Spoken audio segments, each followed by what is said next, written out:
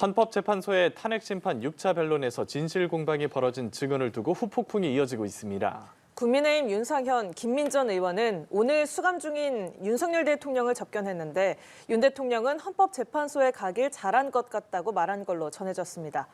정치권 이슈 장성호 전 건국대 행정대학원장, 이승훈 민주당 전략기획위 부위원장 두 분과 이야기 나눠보겠습니다. 어서 오십시오. 네, 안녕하세요. 네, 안녕하십니까.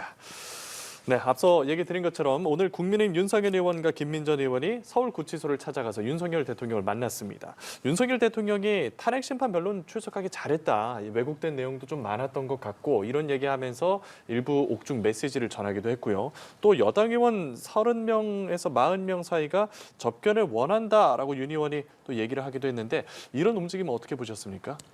저는 뭐 이거에 대해서 비판하는 분들도 있는데 저 개인적으로 생각할 때는 지금 현직 대통령이고 무죄 추정의 원칙도 있고 그리고 국민의힘의 1호 당원 아니겠습니까? 그리고 지금 현재 재판이 진행 중에 있음에도 불구하고 처음에 12.3 비상계엄이 발동되고 한 1, 2주간은 상당히 혼란스러운 그런 정국이었는데 이제는 현재 재판이 진행되면서 이진호 전 수방사령관이라든가 그리고 어제 김현태 특수임무단장 이런 분들의 진술이 좀 바뀌고 있지 않습니까? 그렇기 때문에 대통령 입장에서는 현재의 지금 임하는 것 자체가 폭동과 국헌문란이라든가 이런 것이 아니다. 그런 것을 입증을 해야만이 헌재에서 탄핵안을 기각시킬 수 있는 그런 기회를 잡을 수 있기 때문에 지금 헌재에 가서 본인이 가서 해보니까 오염된 어떤 증언 같은 것들을 바로 잡을 수가 있고 여러 가지 성과가 많고 그렇기 때문에 지금 뭐 윤상현 김민전 의원도 갔고 당 대표하고 비대위원장도 엊그제 또 다녀오지 않았습니까? 그렇죠. 그런 것은 뭐 인간적인 측면에서도 당연한 것이라고 생각이 듭니다. 접견도 활발하게 이루어지고 있고 그 접견 이후에 나오는 메시지들도 꽤 굵직합니다. 꽤 굵직한데 뭐 국민한테 도움이 될 만한 얘기는 없잖아요. 뭐 그냥 자기 지지자들에게 극우 지지자들에게 뭐 선전선동하는 정도. 그래서 윤석열 대통령이 억울하게 구속돼 있다. 자신들은 잘못한 게 없다. 뭐 요 정도 수준이기 때문에. 결국에는 국익이나 민생에 도움은 되지 않고 그냥 동정심에 대통령 찾아보고 그냥 눈도장 찍는 거 아닌가 싶은데요. 많이 안타깝죠. 국민의힘 의원들 저렇게 뭐 면회 가는 거, 접견하는 거 뭐 당연히 뭐 그럴 수 있겠습니다만 좀 구치소 들어가지 않게 대통령이 자꾸 자유 하면서 야당을 반국가 단체 세력이라고 몰아붙였을 때 뭐 이상 신호가 좀 왔거든요.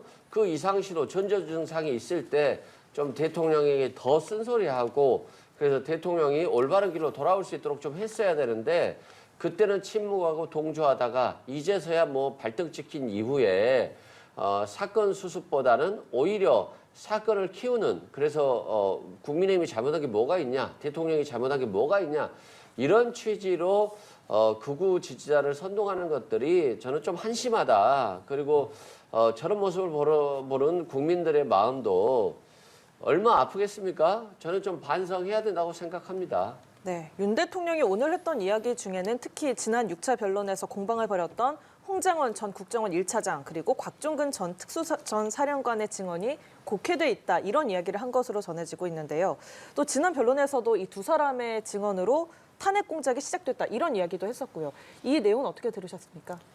그 12월 4일 날 홍장원 전 국정원 1차장의 메모가 있지 않았습니까? 그거에 대해서 헌재에서 정영식 재판관이 상당히 강력하게 지적을 한 것이 체포 요청이냐, 체포 지원 요청이냐, 체포 지시냐, 체포 지원 지시냐. 이 지원이다. 그렇기 때문에 홍장원 전 국정원 1차장은 이거에 대해서 죄송합니다. 이렇게 이제 사과도 한 적이 있지 않습니까? 그만큼 진술이 바뀌는 것은 국회의 체포 지시를 윤석열 대통령이 했다 안 했다. 이것이 상당히 뭐 중요하다고 생각이 들고 그리고 또 그 인원을 끌어내라. 또 사람을 끌어내라. 또 의원을 끌어내라. 또 뭐가 있습니까? 인원, 의원, 인원 이렇게 여러 가지 형태로서 진술이 지금 번복되고 있지 않습니까? 이런 상황에서 대통령께서는 홍장원 전 1차장과 김병주 의원이 인터뷰한 곽정근 전 특전사령관의 그 진술에 여러 가지 차이점이 있지 않습니까? 이런 것에 대해서 내란 선동의 시작이고 그리고 또 탄핵 공작의 시작이다. 이렇게 해서 역공을 펼친 그런 것이 엊그제 헌재에서 나온 것이 엊그제 발언이라고 봅니다. 네, 홍장원, 곽종근 이 두 사람의 증언에 대해서 언급한 내용 어떻게 들으셨습니까? 뭐 윤석열 대통령에게 결과적으로 다 불리한 수밖에 없어요. 자꾸 뭐 보수 언론이라든가 또 국민의힘에서 또 윤석열 대통령 지지층에서는 자꾸 뭐 변화가 있는 것처럼 뭐 윤석열 대통령의 주장이 맞았던 것처럼 이렇게 왜곡된 주장을 하고 있는데 그냥 그렇게 바라보고 싶을 뿐이다. 우리가 상대를 향해서 저 사람, 저분 이렇게 다 따로따로 부를 수 있거든요. 문제는 맥락의 취지가 저 사람이 누구이냐, 저분이 누구이냐 이런 뿐이잖아요. 그런데 만약에 요원이다라고 했으면 군인일 수도 있고 국회의원일 수도 있겠죠. 그 인원도 마찬가지고요. 그러면 전후 맥락을 보고 따져야 되는데 야 의결 종족수가 채워지면 안 된다. 150명이 넘어가면 안 된다. 150명 의결 종족수가 국회의원 말고 있겠습니까? 의결 종족수가 안 되게 끌고 나와야 되는 것은 국회의원밖에 없겠죠. 그래서 대통령이 아무리 부인한다 할지라도 150명은 국회의원인 것이기 때문에 전혀 이게 혼동스러운 것은 아니고요. 또 헌법재판은 굉장히 신속하게 진행돼야 되기 때문에 중요한 증인에 대해서만 부르는 거예요.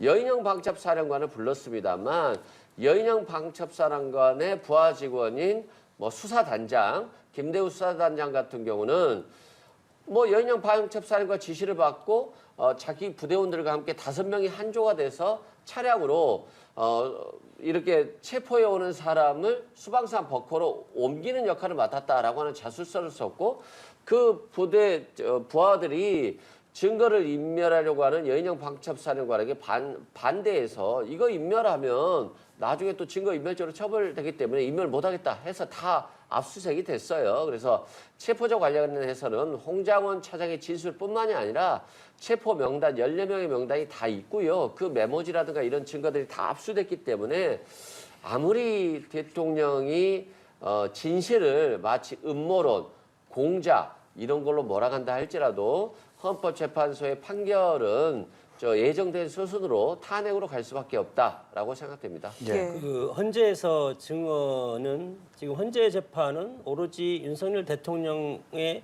파면이냐 기각이냐 이 두 가지를 놓고 하는 것 아니겠습니까? 그래서 지금 헌재에 출석하는 증인들은 증언의 신빙성이 일관돼야 되는 것이 상당히 중요합니다.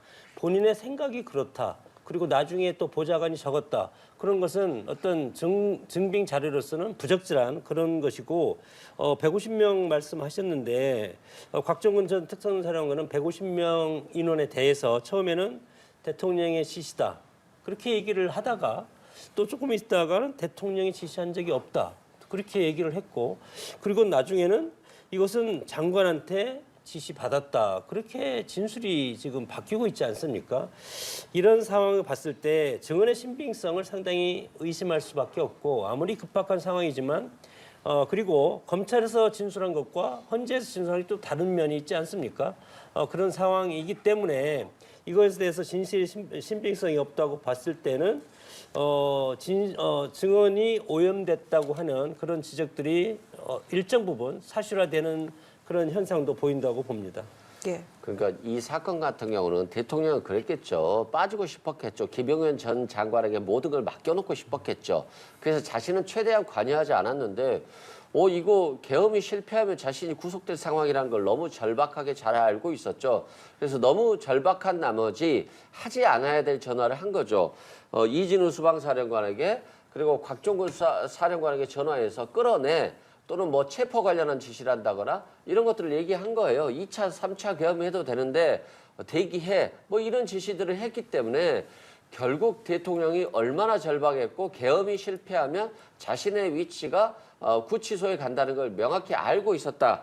라고 생각되고 홍장원도 마찬가지입니다. 홍장원 1차장도 자신이 믿는 사람이었고 자신이 얘기했을 때 홍장원이 저렇게 폭로할 거라고 생각을 못했겠죠. 그렇기 때문에 자신의 뜻과 맞지 않게 결국 사실을 인정하는 사람이 나왔던 것이고요. 대통령의 책상에 모든 것은 내 책임이다 라고 하는 명패가 있다고 그렇게 자신 있게 바이든 대통령이 아마 선본해 줬던 걸로 기억하는데요.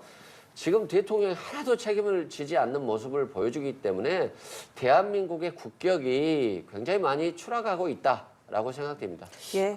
한 번만 더 말씀을 드리고 싶은데 네, 이야기가 너무 길어지는데 짧게 부탁드릴게요. 홍정원 국정원 1처장은 해외 파트입니다. 국정원이. 그리고 국정원이 지금 과거 정권에서 정치 개입 문제가 있어서 국내 정치는 절대 못하게 되어 있지 않습니까? 그리고 홍정원 처장도 국회에서 얘기할 때 우리가 체포할 능력은 없다. 그런데 어떻게 대통령이 홍정원 1처장이 해외 파트고 국내 파트도 아닌데 체포를 방첩사를 도와서 체포를 하라 이런 체포 명단을 홍정원 처장한테 줄 리가 없지 않겠습니까? 그래서 상식적으로 생각을 해봐야 되지 않을까 그렇게 생각이 듭니다. 네, 오늘 나온 옥중 메시지 가운데 이 내용까지 좀 짚어보겠습니다. 좌파 카르텔을 언급하면서 우리는 모래알이 돼선 안 된다. 좀 우회적으로 결집을 강조를 했습니다. 이에 대해서 민주당은 극우 세력을 선동하는 발언이다 이렇게 비판을 했잖아요.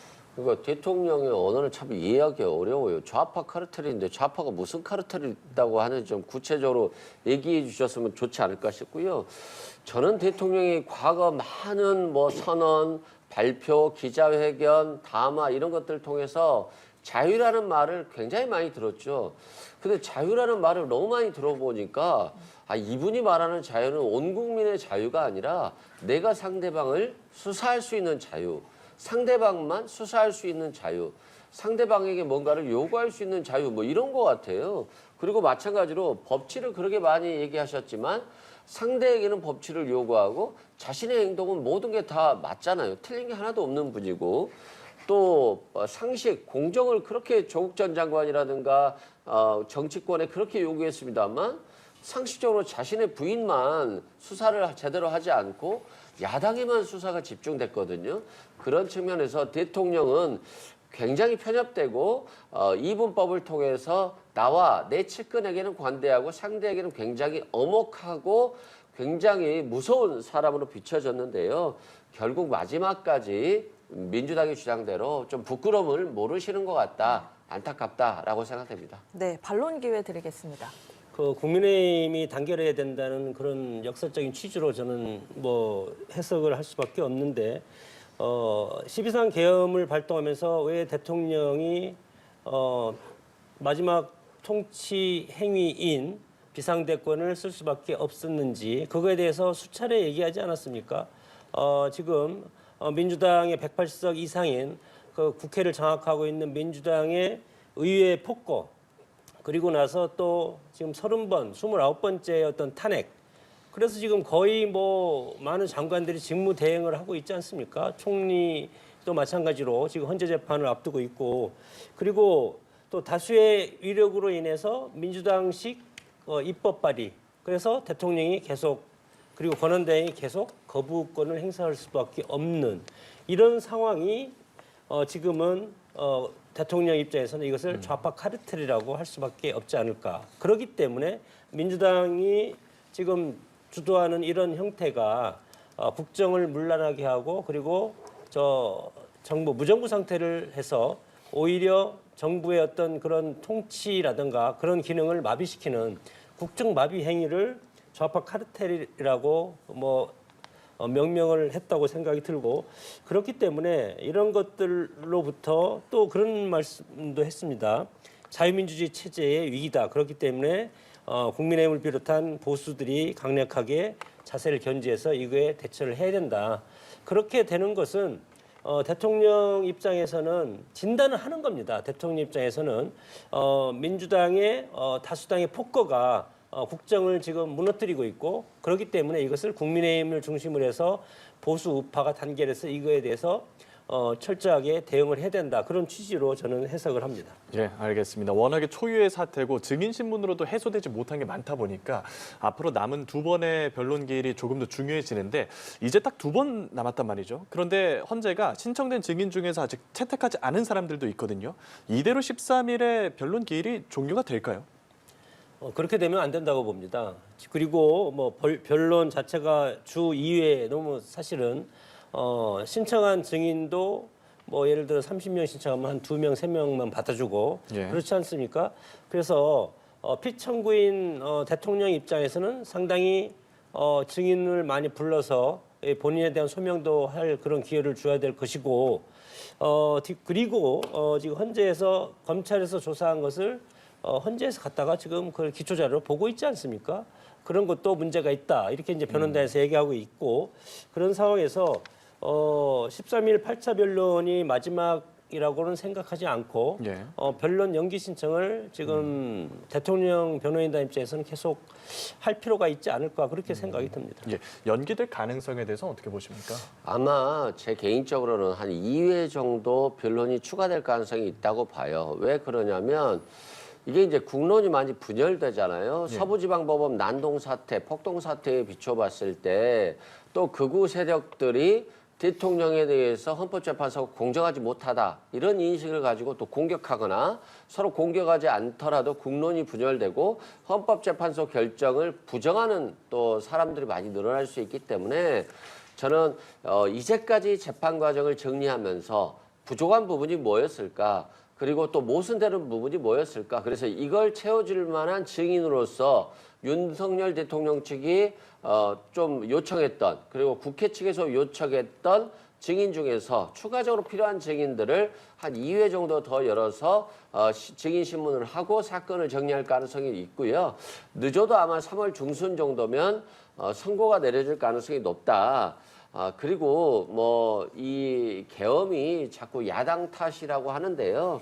항상 정부라고 하는 것은 자신의 탓이라고 생각하고 정부 여당은 국민의 민생을 책임지고 이게 가장 우선이기 때문에 야당과 싸우려고 하기보다는 국민과 함께 가서 야당을 견제하고 자신의 여소야대 국면에서 자신의 정책을 실현하려고 하는 노력이 필요하고요. 또 자신이 두 개를 하고 싶으면 야당의 의견도 하나씩 들어주는 이런 좀 화합의 정치를 했어야 되는데 대통령이 그러지 못하고 너무 외골스럽게 자신의 주장만을 관철시키려다 보니까 결국 선관위에 야구방망이를 갖고 들고 가는 상황이 발생하는 겁니다. 그래서 다시는 이런 상황이 발생하지 않아야 되기 때문에 우리 헌정사에 그래서 헌법재판소에 엄중한 좀 판결이 있었으면 좋겠다라고 생각됩니다. 예, 이런 가운데 여야가 서로의 정책 행보에 대해서 굉장히 날카로운 신경전을 이어가고 있습니다.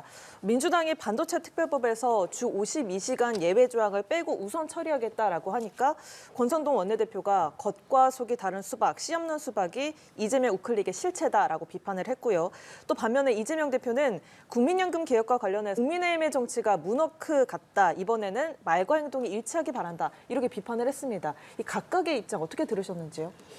민주당 이재명 대표의 갑작스러운 우클릭 그리고 갑작스러운 뭐 추경 난 이해가 안 갑니다. 뭐 불과 2달 전만 해도 예산에서 전액 삭감 많은 부분을 삭감을 해서 지금 인사검증을 할 돈도 없습니다. 대통령의 특활비를 영원으로 만들어 놓지 않았습니까? 완전히 무정부 상태로 만들어 놓은 겁니다. 그렇게 하고 나서 비상경제 발동해서 대통령이 탄핵 심판대 쓰니까 이제는 또 빨리 추경을 하자. 이 앞뒤가 맞지 않는 것 아닙니까? 정책이라든가 정치는 오로지 국민을 보고 일관되게 해야 되는데 그런 모습이 보이지 않기 때문에 역지사지의 그런 정신이 상당히 없고 언제까지 민주당이 제1당이 되겠습니까? 역사는 돌고 돌고 그렇기 때문에 그런 것을 느끼고 행동을 해야 되는데 지금 국정협의체도 마찬가지라고 생각이 듭니다. 진작 이런 것들을 했으면 좋았을 텐데 모든 것을 민주당 뜻대로서 통과시키고 대통령이 거부권을 행사하게 만들고 그렇게 하는 것들이 지금까지 있었는데 이제 대통령이 직무정지가 되니까 민주당이 마치 의회 권력도 장악하고 대통령 권력도 장악한 것처럼 국정협의체라는 것을 통해서 국정 주도권을 하는데 예. 이재명 대표의 우클릭의 실체가 지금 보이는 것이 아니에요. 저 권성동 의원이 그렇지 않습니까? 씨 없는 수박, 씨가 없고 왜 씨 없는 수박이 될 수밖에 없냐 하면 민주당을 지지하는 세력들, 민주당 지지한 지지층들을 보고 우클릭을 하더라도 핵심적인 것은 빼고 해야만이 지지층이 다시 반대하지 않고 뭐 혁신당이라든가 이런 데서 반대하지 않겠습니까? 그런 상황에서 뭐 지금 여러 가지가 있는데 뭐 주 50원씩 예외 조항을 삭제하고 반도체 특별법을 한다는 거 그리고 연금 개혁과 임금 구조 개편 없는 정년 연장 추진 이런 것들이 민주당은 지지층을 보고 국민의힘을 끌어들여 가지고 민주당이 원하는 것을 성과를 얻고 그다음에 다시 빠지려고 하는 그렇기 때문에 국민의힘은 여기에서는 참여할 수 없다는 겁니다. 예, 우클릭 행보가 핵심이 빠져 있다 이런 지적하셨는데요. 그래요? 뭐 저는 핵심을 뭘로 보시는지 모르겠는데요. 씨 없는 수박에서 저는 국민의힘 얘기한 줄 알았어요. 2년 6개월 동안 한 게 없잖아요. 뭐 야당과 싸운 거 외에는 뭐 한 게 있을 거가 싶고요. 국민의 삶이 많이 힘들어졌다 이런 말씀 드리고요. 저는 반도체 특별법과 관련해서 자꾸 우클릭 행보하는데 금투세도 하셨죠. 금투세도 아예 폐지를 했죠. 그래서 지금 윤석열 정부의 실정으로 인해서 주식시장이 너무 어렵기 때문에 불가피하게 폐지했고 이것도 우클릭 행보라고도 볼 수 있고요. 반도체 특별법도 마찬가지입니다. 삼성전자 너무 어렵잖아요. 삼성전자 이재용 부회장을 기소한 분이 누구죠? 윤석열 대통령 아니었습니까? 지금 1심, 2심까지 무죄가 다 나왔어요. 김복현 지금 금감원장, 과거 이재용 회장을 수사하고 기소했던 분인데 그 수사심의에서 기소하지 말라고 했잖아요. 근데 기소해갖고 항소심까지 무죄 나오니까 얼마 전에 사과 발언을 했는데요. 대법원에 상고했어요, 검찰이. 그래서 이분들은 정말 반도체를 지원하려고 하는 분들인지 아니면 그냥 경제인들 잡아다가 어떻게 해서든 좀 괴롭히려고 한 것인지 좀 이해가 안 된다 이런 말씀 드리고요. 지금 이 전략산업이잖아요. 반도체 같은 경우는 TSMC가 파운드리 분야 또 메모리 분야에서도 삼성전자를 굉장히 많이 추월하고 있고요. 또 SK에도 HBM에서 밀리고 있잖아요. 근데 삼성전자가 만약에 어렵고 힘들어진다. 그러면 국민의 경제적인 삶이 얼마나 더 어려워지겠습니까? 그래서 이걸 우클릭 행보라고 비판을 받는다 할지라도 이재명 대표는 국민 생존 전략의 하나로서 삼성 반도체 등 이 반도체 산업을 키우려고 하는 것이다. 근데 주 52시간제 관련해서는 노동계의 항의가 많기 때문에 더 고민하고 있습니다만 저는 이 부분도 대만 TSMC가 굉장히 고용 시간을 탄력적으로 운영해서 계속해서 그 산업을 선진화하고 있거든요. 그래서 이 부분도 고용 시간과 관련해서도 좀 전략적으로 좀 평가할 것 같고 여야가 서로 협의해서 이런 부분을 지금이라도 조금씩 하나씩 해결해야 된다라고 생각됩니다. 예, 경제 부분에 대한 우려까지 얘기를 해주셨는데 이런 경제 정책 현안을 논의하고자 얘기하고 있는 지금 여야정 국정협의체 4자 회담 일정을 놓고도 지금 여야가 기싸움을 벌이고 있거든요. 국민의힘 측에서는 좀 미루자고 하는데 미루는 거 가능한 겁니까? 그러니까 미뤄서 뭐 할 건데요? 좀 미루면 뭐 해결되나요? 그렇잖아요. 하루라도 빨리 해야죠. 지금 이렇게까지 잘못해서 대통령이 구치소에 있으면 그 역할을 대신할 사람들이 필요한데 최상목 권한대행은 국민의 선출을 받은 권력자가 아니잖아요. 그러면 아무래도 권위라든가 뭔가를 하기에는 힘든 위치에 있기 때문에 여당 대표, 야당 대표 그리고 정부가 같이 해서 국정협의체를 통해서 반도체 특별법 같은 경우도 처리하고 또 국민연금 같은 경우도 소득 대체율 거의 다 접근을 봤어요. 43%, 44%에서 정리를 하면 되는 상황이고 보험료를 9%에서 13% 인상하러 거의 다 합의를 했었는데 갑자기 야당이 할게요 하니까 여당이 못하겠다라고 해서 못한 거잖아요. 그래서 지금이라도 야당이 너무 잘할까 봐 걱정하지 마시고 야당이 좀 미울 수는 있겠습니다만 야당이 기존의 여당의 또 정부안을 좀 받아들였다면 협상을 해서 마무리를 지어야지 지금 야당 조기 대선 국면에서 야당이 잘 되면 안 되니까 나 이거 못 받겠다라고 하는 취지로 이렇게 뭐 자꾸 거부하는 것들은 잘못된 거다. 굉장히 잘못된 거다 말씀드립니다. 예. 국민의힘 입장에서는 여러 가지 지금 한덕수 전 총리 탄핵하지 않았습니까? 그리고 장관들 몇 명 탄핵하고 줄탄핵하고 그렇기 때문에 절차적 민주주의하는 어떤 정부의 어떤 포스터가 많이 사라져 있고 그리고 대통령도 마찬가지로 직무가 정지돼 있는 상태이기 때문에 집권 여당은 소수당일 뿐입니다. 물론 여당과 야당이 서로 합의해서 잘하면 좋을 텐데 지금까지 민주당의 행태를 보면은 국민의힘의 입장을 들어줄리 만무하다 그렇게 봅니다. 본인들의 어떤 정치적 이익이라든가 지지층을 겨냥한 그런 정책을 아니면 지금 해주리라고 만무하다고 생각을 하기 때문에 모든 것이 이제 뭐 이제 헌재 탄핵이라든가 이것도 앞으로 2, 3개월이면 이제 끝날 가능성이 있고 그렇기 때문에 이런 것들이 정상화된 다음에 그 다음에 뭐 그런 아주 큼직한 그런 정책적인 아젠다는 그때 해결해도 늦지 않다고 생각이 듭니다. 아니면 미리 했어야죠. 지금까지 이렇게 해서 줄탄핵을 하면서 국정을 마비시키고 지금에서 빨리 하자고 하는 것도 앞뒤가 안 맞는다고 생각이 듭니다. 예, 이런 가운데 지금 독일에서 유학 중이던 김경수 전 경남지사가 귀국해서 3년 7개월 만에 민주당에 복당을 했습니다. 이재명 대표가 더 나은 세상을 함께 만들어가자 이렇게 화답을 했는데 앞으로 김 전 지사 어떤 역할을 하게 될까요? 아마 뭐 활발하게 활동하실 것 같아요. 조기 대선 국면에서 뭐 대선에 나갈 수도 있고요. 예. 뭐 그리고 이재명 대표와 각을 세우면서 비판을 할 수 있고요. 이제 여러 가지 할 수 있는데 저는 김경수 전 지사가 유학 갔다 와서 한 게 없잖아요. 그래서 아직 윤석열 정부와 맞서서 강한 야당을 만드는 데 있어서 보여준 게 없고 한 게 없기 때문에 조금 차분해질 필요는 있을 것 같아요. 뭐 이재명 대표와 각을 세우는 방식보다는 민주당이 앞으로 나아가야 될 방향에 대해서 좀 더 적극적으로 얘기를 하면서 화합과 포용의 자세로 어떤 임했으면 좋겠다. 그게 대선이 됐든 또는 대선이 아니다 할지라도 당을 지원하는 데 있어서 그런 전략적인 모습을 취해야지만이 김경수 전 지사에게도 많은 지지자들이 또 응원해 줄 것으로 보여지고요.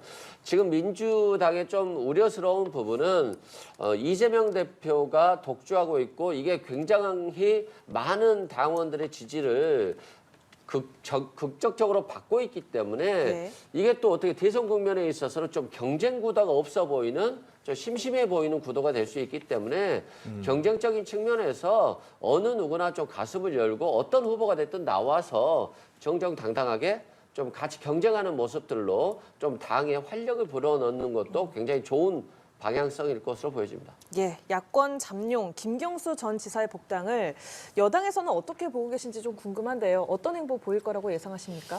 지난 총선 때 보면 비명 행사라고 하지 않았습니까? 정말 이재명 대표의 일극 체제가 완성되는 그리고 정상적으로 국정이 흘러가면 다음 지방선거까지 완벽하게 이재명 체제로 자리매김할 수 있는 그런 기회가 있었다고 생각이 드는데 김경수 지사 같은 경우는 2016년 드루킹 댓글 여론 조작 혐의로 징역 2년이 확정되고 자동 탈당이 돼서 이제는 이제 복당 신청에도 이제 복당이 된 것 아니겠습니까? 예. 그렇기 때문에 현재의 민주당 체제에서 이재명 일극 체제라고 하는 이 체제에서 김경수 전 지사의 공간은 없다고 봅니다. 현재는. 다만 지금 이재명 대표의 사법 리스크가 현실화될 가능성이 크지 않습니까? 이달 26일인가요? 2심이 끝나고 바로 이제 3월 달에 선고를 할 가능성이 상당히 커진 이 시점에서 김경수 전 지사 입장에서 보면은 어떻게 표현할까요? 뭐 기다리는 예비주자?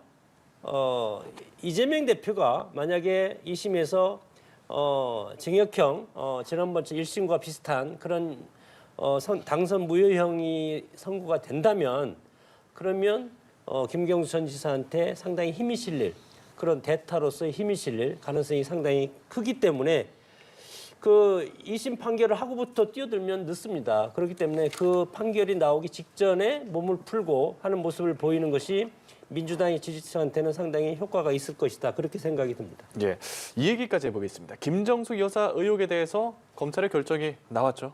예, 입장이 상당히 다른데요. 네, 뭐 민주당 입장에서는 뭐 이것이 다행이다. 뭐 그렇게 이제 얘기를 할 수밖에 없고 국민의 입장에서는 이 특활비 사용 의혹 그리고 또 전 사위 서모 씨 특혜 채용 등 여러 가지가 지금 겹쳐 있지 않습니까? 예. 그리고 문재인 대통령 뭐 다혜 씨 지난번에 음주운전 사건도 있고 그렇기 때문에 이것에 대해서 국민의힘에서 비판하는 것은 당연하다. 이 정도 외유성 인도 출장이 있고 샤넬 자켓 있고 그리고 경호원 수행 강습 의혹이 있기 때문에 이런 것들이 왜 검찰에서는 손방망이 처벌을 하냐. 그런 것이 지금 상당히 지금 정치의 사법화라든가 사법의 정치화가 지금 이루어지고 있기 때문에 모든 것이 지금 우리 변호사님도 계시지만 변호사님들이 다 해석을 해줘야 되는 그런 정국이지 않습니까? 예. 그런 상황이기 때문에 국민의 입장에서는 형평적으로 해서 똑같이 김정은 여사도 이거에 대해서 법적인 테두리를 더 엄격하게 대야 된다. 그런 당위적인 어떤 주장을 하고 있다고 봅니다. 예, 의견이 많이 다르실 것 같아요. 근데 이게 이제 비판하는 건 좋은데 모든 것을 그냥 검찰이 다 해결하려고 하는 것들은 정말 위험한 거예요. 윤석열 대통령으로 기준으로 보면 자신을 제외한 다른 대통령들은 다 구속돼야 돼요. 전직 대통령들은. 뭐 본인이 이명박, 박근혜 전 대통령도 구속시켰습니다만 그 문재인 대통령 조사한다고 그렇게 오랫동안 조사하고 문재인 대통령 딸 조사하고 부인 인도 간 것까지도 다 조사하잖아요. 근데 이렇게 되면요. 대한민국 대통령들은 윤석열 대통령의 검찰총장 기준으로 보면 다 구속돼야 되기 때문에 굉장히 불행한 역사가 될 것이다. 그래서 다시는 윤석열 대통령처럼 검찰 권력을 자신의 정권을 유지 연장하는 데 사용해서는 절대 안 될 것이다. 이런 말씀 드리고요. 이 김정숙 여사가 인도에 가서 모디 총리를 만나고 국무회의 심의를 거쳐서 가고 외교 활동을 하는 것들이 다소 어떻게 보면 왜 혼자 갔냐라고 비판을 할 수 있을지는 모르지만 이런 것 갖고 비판하면 영부인들이 무슨 활동을 할 수 있겠어요. 그래서 뭐 뇌물을 먹었냐 이런 문제가 아닌 외부 외교 활동에 대해서는 제발 좀 비판이라든가 또는 비판을 하더라도 검찰로 사건을 가져가는 그런 행태는 보이지 않아야 된다라고 말씀드립니다. 예, 오늘 이야기 여기까지 나누겠습니다. 지금까지 장성호 전 건국대 행정대학원장, 이승훈 민주당 전략기획위 부위원장과 함께했습니다. 고맙습니다.